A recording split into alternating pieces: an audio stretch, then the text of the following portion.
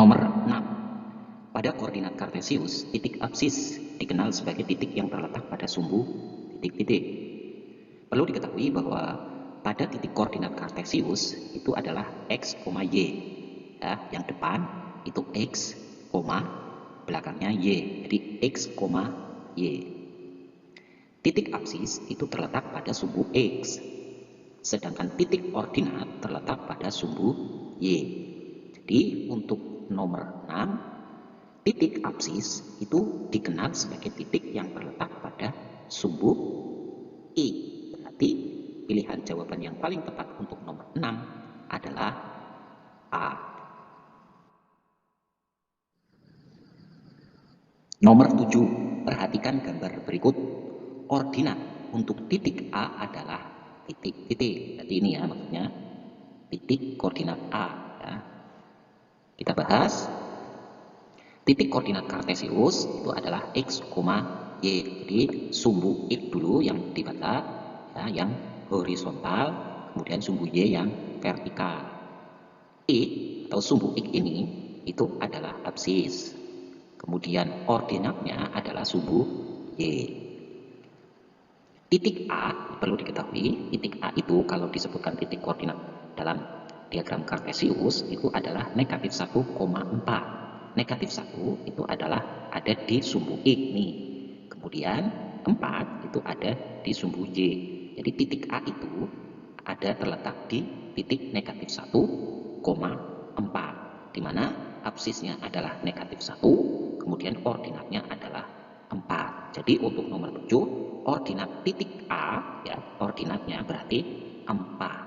Maka pilihan nomor 7 yang paling tepat adalah D. Nomor 8, perhatikan titik-titik pada koordinat kartesius berikut. Yang ada titik A, titik B, kemudian titik C, dan titik D. Kita tentukan titik-titiknya sambil belajar menentukan titik koordinat. Titik A, kemudian titik B, titik C, dan titik D. Kita tentukan titik A yang dibaca X dulu ya, berarti negatif 3. Nah, ini angka berapa? Ini angka 1, berarti titik A adalah negatif 3,1. Kemudian titik B ini adalah negatif 1,3. Kemudian titik C, ini X dulu yang dibaca titik C, adalah 3, negatif 1. Kemudian titik D adalah 1, negatif 3. Jadi titik koordinat yang terletak di titik 1, negatif 3 adalah titik D.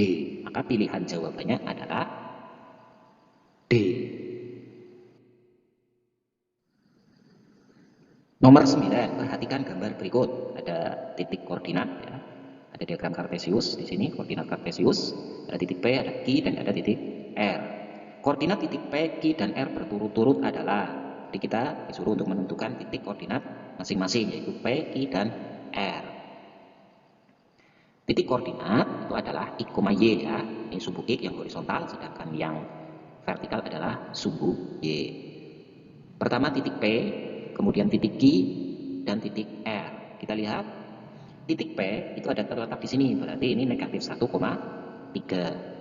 Nah, kemudian titik Q, nah ini dari sini bahasanya titik Q berarti 3,1. Kemudian titik R, ini titik R berarti 3,-1. Maka pilihan yang paling tepat untuk nomor 9, titik P itu adalah berturut-turut, ini P dulu berarti yang depan, negatif 1,3. Mana yang negatif 1,3? Ini yang B sama yang C. Kemudian titik Q 3,1. Oh, berarti yang ini. Nah, dari sini sudah terlihat jelas pilihan jawaban yang paling tepat adalah yang C. Nomor 10, perhatikan gambar. Ada gambar titik koordinat A, B, C, dan D. Titik A dan titik D ada pada kuadran titik-titik.